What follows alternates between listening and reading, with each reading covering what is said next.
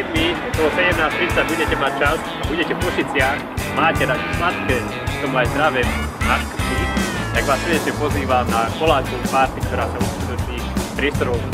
Košického Kolbortíku a teraz vám ukážem, ako sa